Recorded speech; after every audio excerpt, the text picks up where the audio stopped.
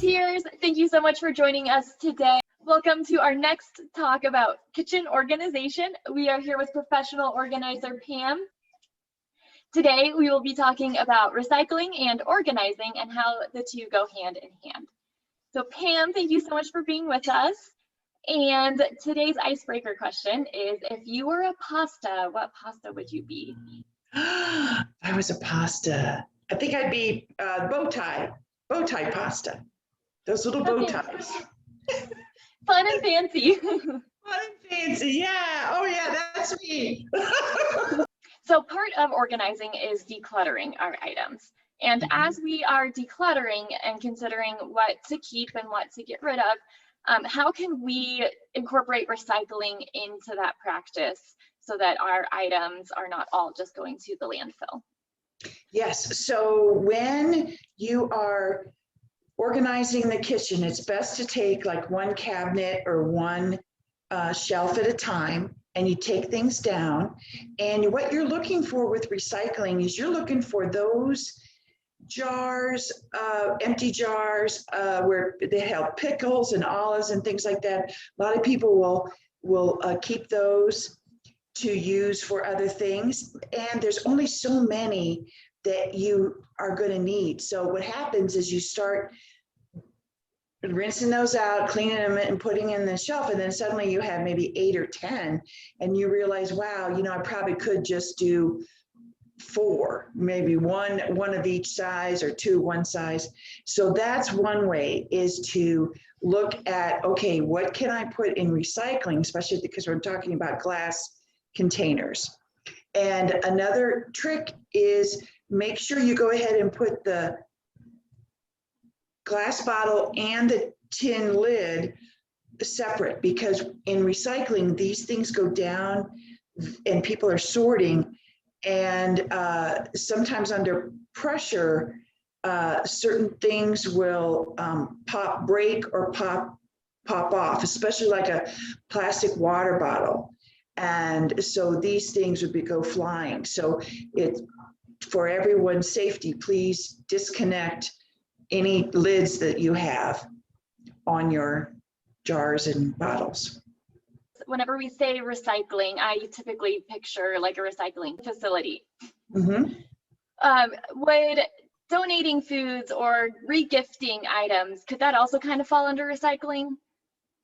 Well, absolutely. Many secondhand stores will accept, you know, nice cleaned out jars and that. So that would be Goodwill, Salvation Army, other donation places in your area. That's another place that you could, because there's lots of crafters out there, and they'll take those and they'll wrap ribbon around, you know, depending on the holiday, or they'll glue tissue paper on it and put ribbons and make a vase that you could put flowers in, something like that. So yeah, that's another option other than recycling.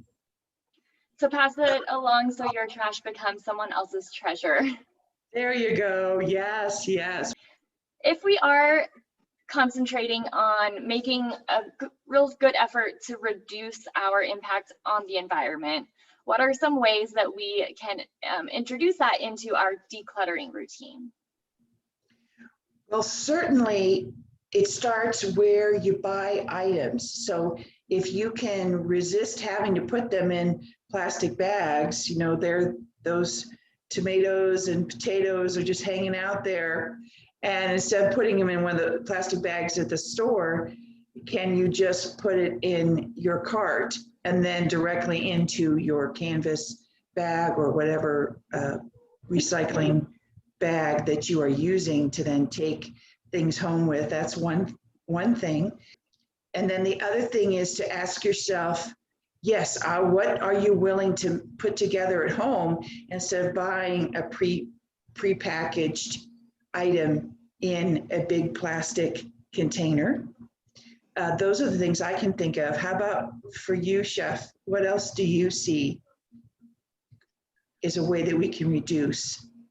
So when we declutter a space and we like clear stuff out, sometimes there's almost an urge to like fill it back full with stuff. And so maybe we purchase new stuff. And so instead of filling that space, like coming to, I don't know, enjoy the open space. That way we aren't consuming more. I think it's very accurate because it's how people feel about their food and their storage. So some people are going to, when they open the pantry, they're going to want to see a lot of food because that, abundance and safety. And then the question to ask yourself is, oh, what about space in between so I can definitely see everything that I have?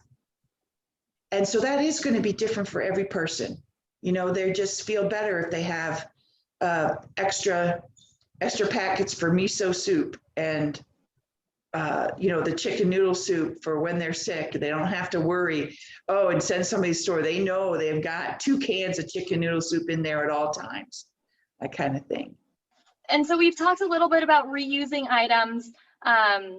So how do we strike that balance between understanding when it's time to let something go and clear it from our lives, and then what we should keep and reuse and find ways to reuse it?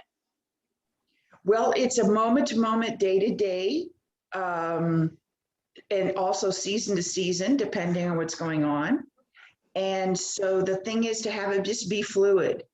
Every time you pick up something, or the best thing is every time you have to move something to get to something else, ask yourself, hey, is there a better place for this? Or do I really need it here? I keep moving it and it's a bizarre box of something. And, you just say to yourself, look, I remember something from my youth. Like we had mung beans, M-U-N-G. For us in Ohio, that was very like exotic, but we never did anything with those mung beans. And there they were. There they were in the pantry.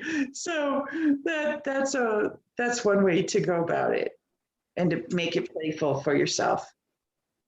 I love that question of if you have to move something, is there a better place for this, or do I even need it? Whenever we do recycle at home, depending on where you live, your recycling container, you may be able to put everything, glass, plastic, metal, all in the same bin. Others want you to separate it, and then especially if you're driving it to like a recycling drop-off, and have them separated into different tubs. So is there a great way to at home organize our kind of like recycling center if we do need to sort those before taking them to a drop-off? Certainly, yes. And the first thing is to know what is going on in your area.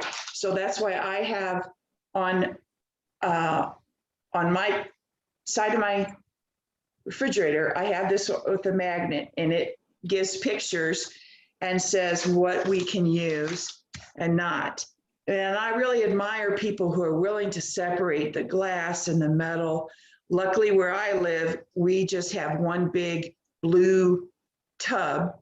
And so what I do in the kitchen, I have this box that I got, like my prescriptions, and hey, I made it fancy with this blue painter's tape. I don't know, I just got inspired. I thought, I want to decorate it. That's as far as I got. But so you can see that cardboard and cans and everything go right in there. And then I take it to the garage and dump it into the big blue bin and then take it out. Oh, maybe that's where I got the blue. I thought blue bin in the kitchen. So, and then there are, as you know, in stores, there are hampers and boxes that are divided into like 3. So that would be a cool way to then have glass in one area and plastic in another. And speaking of recycling, the other thing would be the plastic bags that we get at the store. Those can really, if you forgot your reusable bag, and you get those can really start to overtake a kitchen. I remember somebody that I organized years ago, they were putting them in one of the drawers in the kitchen, And they just kept stuffing, and then I opened up underneath that drawer, and they had all fallen down. And there was like this many of those bags. And so one way is actually some of the stores will take them back. So after you're done putting away your groceries, take one of those bags and stuff all the other bags that are similar, and throw that back into the car, into the back seat or the trunk. And then that increases the chances that when you go back to the store, you can take those bags and throw them in the big recycling container. That's another trick. So if we do need to sort our recyclables away, would you suggest maybe getting a big box, putting everything in it, and once every 2 or 3 weeks sorting it out? Or I know you had mentioned that bin with the 3 containers and just immediately sorting them into like with like. Absolutely. Seize the moment and do it then, because there's something about doing it then that seems to just go quicker. Anytime you've got a pile of things, it's a lot easier to procrastinate and think, oh no, and like, no, I don't want to have to put on a music and dance around and sort for 10 minutes. Yes, it's best to just do it right then. And like I have a organizing client now, and they use their precious counter space to put things that need to be recycled. And then they carry them out to the garage. So I have not been able to get them to do something like I do, which is, hey, just throw it in the box. And because they're giving their precious counter space to things that they don't need. It's like putting the trash there. But everybody's got their own way of doing things. And so that's the other part, is to respect the way people live and respect each person's brain. Some people's brains need to have a clean surface, and everybody else, they're like, okay, I need to know that I'm involved in life, and there's just piles everywhere, because if I put it away, I can't find it.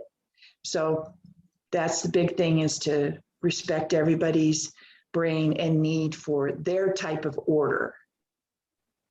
And that reminds me of the video we filmed a few months ago about organizing as a team, and how we have that fun handout where you are able to analyze how your brain works and how you like to organize things. And each person living in the home can do that on their own and then come together, and it really helps that conversation and about finding the potential conflicts and getting ahead of that, and then finding ways where you guys are really in sync. So if you haven't checked that out, definitely go back and check that out and download that handout and have some fun learning a little bit more about yourself and how you like to organize. Yes, the biggest thing is baby steps. It's okay to take on one little thing. Like, in other words, if you haven't started recycling yet, you just say, okay, every jar, I'm going to ask, okay, do I need this to keep this in the kitchen, wash it up, or can I rinse it out and put it into recycling? And yeah, so baby steps, be kind to yourself, and allow yourself to explore some new habits. Awesome. Thank you so much. I think this is really helpful, and I think it is so important to be conscious of our impact on the world. And like you said, baby steps are super important, and each little step adds up. And so each little step is very important. So thank you so much for taking the time to talk to me today about all of this. And I can't wait for our next organizing chat. Thank you, Chefeteers. We'll see you soon.